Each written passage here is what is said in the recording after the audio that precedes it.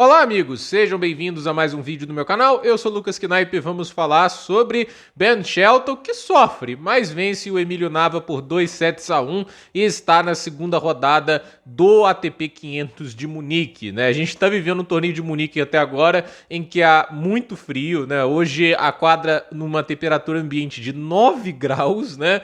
É um clima interessante para a gente analisar, né? O João Fonseca deve jogar em situações muito similares amanhã. E aí a pergunta que não quer calar: até que ponto isso vai afetar o jogo? Obviamente, sem contando o básico, né? É um desconforto para os atletas terem que jogar num frio desse tamanho, né? Mas a verdade é que isso afeta sim a velocidade da bola, né? Porque assim, quanto mais frio o clima estiver, mais o ar é denso, né? E assim, óbvio que quando a gente apela para esse negócio do ar denso, etc., não é uma diferença que você vai colocar, tipo assim, 30 km por hora mais rápido, etc. Mas 9 graus normalmente quer indicar um jogo em que o jogo vai ficar mais pesado, né? E, obviamente, você tem uma situação que pode dificultar um pouco para esses tenistas que gostam de jogar mais agressivo, né? Isso pode ser o caso do Shelton, pode ser o caso também do João. É uma situação diferente para você se adaptar. E aí o jogador que tiver um pouco mais de tato, um senso interessante de como se adaptar a essas condições, pode ter vantagem, né? E aí a gente entra nesse jogo aqui. O Ben Shelton, eu já falei muitas vezes aqui, é um dos tenistas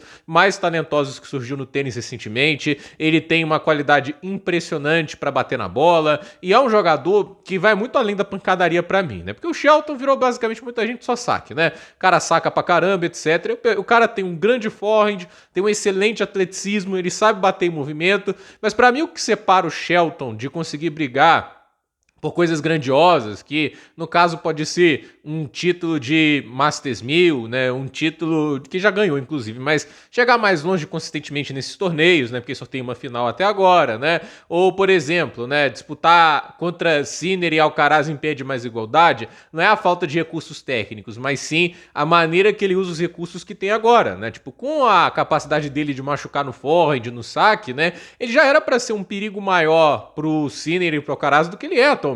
Mas a maneira que ele usa esses golpes é muito instintiva, que eu gosto de falar. O que é instintivo, né? Um atleta, às vezes, ele vai pensar no que ele vai fazer. Eu vou colocar essa bola, tipo assim, na cruzada, vou jogando no backhand ou no forehand, dependendo do qual é a mão do adversário lá, né? Porque ele usa para bater, se é canhoto, é destro. Porque eu acredito que, assim, pela tendência dele, ele vai jogar na cruzada e eu antecipo, já vou para paralela. Ou ele tem mais dificuldade nesse golpe, a bola vai ficar mais curta, eu piso dentro da quadra e aí eu vou para cima, entende? Tem tenista que tá assim o tempo todo, pensando, entendendo, ele vai olhar, o Berrettini tem um backhand mais frágil, vou jogar no backhand dele até o momento que a bola encurtar, e aí eu posso atacar no lado do forehand, mas de uma maneira em que ele não consiga usar o melhor golpe dele em conforto. Tudo isso o tenista tem que pensar. O Shelton quer dizer que ele não pensa o jogo em nenhum momento? Não acho isso. Eu acho até que tem momentos que ele sabe pensar o jogo, que ele sabe construir o jogo, que ele sabe entrar dentro de quadra e ter uma boa estratégia, mas em alguns jogos ele acha que vai levar, às vezes, muito tranquilo no que ele consegue fazer, no que ele consegue atacar o adversário,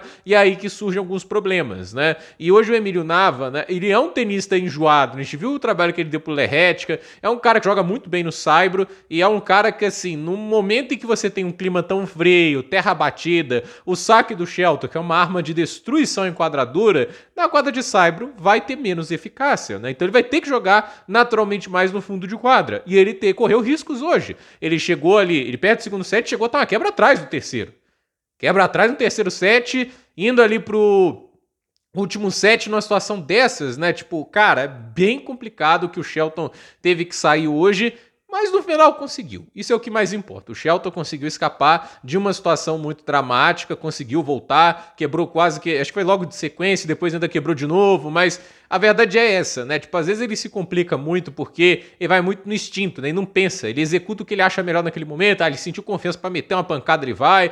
Então, assim, ele não é um cara muito metódico, muito estratégico, faz uma leitura de jogo muito apurada. Não quer dizer que todo jogo do Shelton ele vai ser, assim, taticamente nulo, etc. E como eu disse, tem jogos que ele vai saber usar a tática muito bem. Para mim, a atuação dele contra o de Minaur ano passado lá no Canadá foi taticamente impecável. A maneira como ele construiu a vitória foi espetacular. Mas aquele negócio, né? Foi aquele jogo, aquele torneio e não define o ano todo e não define o Shelton a maior parte do tempo, né? O melhor Shelton é um tenista muito interessante, é um tenista extremamente talentoso e capaz e que tem condição de jogar muito bem em quadra de saibro. No à toa, ano passado ele fez até um jogo extremamente digno contra o Carlos Alcaraz durante o Roland, assim, nas oitavas de final, né? Tipo, então, assim, levando o Alcaraz a 4 sets, quase 5. Então, Shelton tem talento pra caramba, mas saber usar esse talento frequentemente bem contra todo tipo de adversário é o grande desafio que pra mim o Ben Shelton ainda não dominou completamente. Mas vamos ver. Eu achei o jogo de hoje assim interessante, mais uma boa atuação do Emílio Nava, mas eu acho que o Emílio Nava deve estar um pouco cansado de fazer grandes atuações,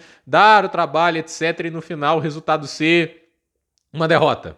Assim, o cara quer ganhar, né? Tipo, ele tava hoje bem contra o Shelton, parecia que havia uma chance ali de vencer, mas no final o americano leva melhor e agora é ver o que o Shelton arruma na próxima rodada. É o Yannick Hanfmann ou Blocks, né? De qualquer jeito, é um cara que joga bem no saibro, não é um jogador que é fácil de derrotar, então o Shelton tem que estar bem atento. Então, gente, por esse vídeo é isso. Dúvida nos comentários, deixe seu like, se inscreva no canal, compartilhe esse vídeo e até o próximo vídeo.